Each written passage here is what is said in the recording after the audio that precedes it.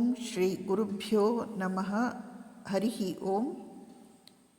ಒಮ್ಮೆ ಒಬ್ಬ ಭಕ್ತ ಶ್ರೀಮಾತೆಯವರನ್ನು ಪ್ರಶ್ನಿಸುತ್ತಾನೆ, ಅಮ್ಮ, ನಿಮ್ಮ ಮಕ್ಕಳು ಎಷ್ಟೋ ಜನ ಇದ್ದಾರೆ, ಎಲ್ಲ ಕಡೆಗಳಲ್ಲೂ ಹರಡಿಕೊಂಡಿದ್ದಾರೆ. ಅವರೆಲ್ಲರ ಶ್ರೇಯಸ್ಸಿಗಾಗಿ ನೀವು ಶ್ರಮಿಸುತ್ತೀರೇನು? ಶ್ರೀಮಾತೆಯವರು ಉತ್ತರಿಸುತ್ತಾರೆ, ಹೌದಪ್ಪ, ಅವರೆಲ್ಲರಿಗಾಗಿಯೂ ನಾನು ಶ್ರಮಿಸಬೇಕಾಗಿದೆ. ಭಕ್ತ ಆಶ್ಚರ್ಯದಿಂದ ಕೇಳುತ್ತಾನೆ, ಅಮ್ಮ, ನಿಮಗೆ ಎಷ್ಟೊಂದು ಮಕ್ಕಳಿದ್ದಾರಲ್ಲ, ಅವರೆಲ್ಲರ ನೆನಪು ನಿಮಗೆ ಇರುತ್ತದೆಯೇನು? ಶ್ರೀಮಾತೆಯವರು ಉತ್ತರಿಸುತ್ತಾರೆ, ಇಲ್ಲಪ್ಪ, ಆದರೆ ಯಾರು ಯಾರು ನನ್ನ ನೆನಪಿಗೆ ಬರುತ್ತಾರೆಯೋ ಅವರೆಲ್ಲರಿಗಾಗಿ ಜಪ ಮಾಡುತ್ತೇನೆ.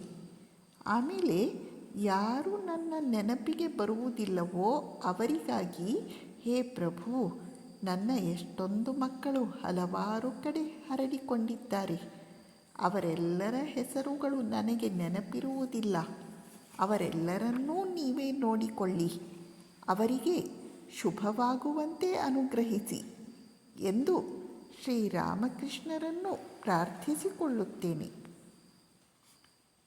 ಶಿಷ್ಯ ಪ್ರಶ್ನಿಸುತ್ತಾನೆ, ಅಮ್ಮ, ನಿಮಗೆ 100 ಜನ ಮಕ್ಕಳು, ನಾನು ಅವರಲ್ಲಿ ಒಬ್ಬ ಅಷ್ಟೇ. ಆದರೆ ನನಗೆ ಮಾತ್ರ ನೀವು ಒಬ್ಬರೇ ತಾಯಿ. ನಾನು ನಿಮಗೆ ತಕ್ಕ ಮಗನಾಗಲಿ ಎಂದು ಆಶೀರ್ವದಿಸಿ. ಶ್ರೀಮಾತೆಯವರು ಉತ್ತರಿಸುತ್ತಾರೆ, ಒಳ್ಳೆಯದು ಮಗು, ಶ್ರೀರಾಮಕೃಷ್ಣರು ಖಂಡಿತವಾಗಿ ನಿನ್ನನ್ನು ನೋಡಿಕೊಳ್ಳುತ್ತಾರೆ. ಅವರು ನಿನ್ನ ಒಳ್ಳೆಯದಕ್ಕಾಗಿಯೇ ಇಲ್ಲಿಗೆ ನಿನ್ನನ್ನು ಕರೆತಂದಿದ್ದಾರೆ. ಅವರನ್ನು ನಿನ್ನವರೆಂದು ನೋಡು. ನನ್ನನ್ನು ನಿನ್ನ ಸ್ವಂತ ತಾಯಿ ಎಂದು ತಿಳಿದು ನಿನ್ನ ಎಲ್ಲ ಜವಾಬ್ದಾರಿಯನ್ನು ನನ್ನ ಮೇಲೆ ಹಾಕು. ಶ್ರೀಮಾತೆಯವರು ಇಲ್ಲೊಂದು ಅದ್ಭುತವಾದ ಭರವಸೆಯನ್ನು ನೀಡಿದ್ದಾರೆ. ಶ್ರೀರಾಮಕೃಷ್ಣರು ನಮ್ಮೆಲ್ಲರನ್ನು ನೋಡಿಕೊಳ್ಳುತ್ತಾರೆ. ಆದ್ದರಿಂದಲೇ ಅವರು ನಮ್ಮನ್ನು ತಮ್ಮ ಬಳಿಗೆ ಕರೆಯಿಸಿಕೊಂಡಿದ್ದಾರೆ. ಈಗ ನಾವು ಶ್ರೀರಾಮಕೃಷ್ಣರನ್ನು ನೀವು ನನ್ನವರು ಎಂಬ ಭಾವನೆಯಿಂದ ನೋಡಿಕೊಳ್ಳಬೇಕು ಮತ್ತು ಶ್ರೀಮಾತೆಯವರ ಮೇಲೆ ಎಲ್ಲ ಜವಾಬ್ದಾರಿಯನ್ನೂ ಹಾಕಬೇಕು.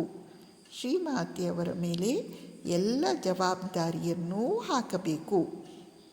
ಇನ್ನೊಂದು ಭರವಸೆಯನ್ನು ಅವರು ನೀಡುತ್ತಾರೆ, ಮಗು, ಶ್ರೀರಾಮಕೃಷ್ಣರು ಯಾವಾಗಲೂ ನಿನ್ನೊಂದಿಗೆ ಇದ್ದಾರೆ, ನೆನಪಿಡು. ಅವರ ಜೊತೆಯಲ್ಲಿ ನಾನೂ ಇದ್ದೇನೆ. ನನ್ನನ್ನು, ಅಂದರೆ ನಿನ್ನ ತಾಯಿಯನ್ನು ನೆನಪಿಸಿಕೊಳ್ಳುತ್ತಿದ್ದರೆ ನೀನೇಕೆ ಹೆದರಬೇಕು? ನಮಸ್ಕಾರ.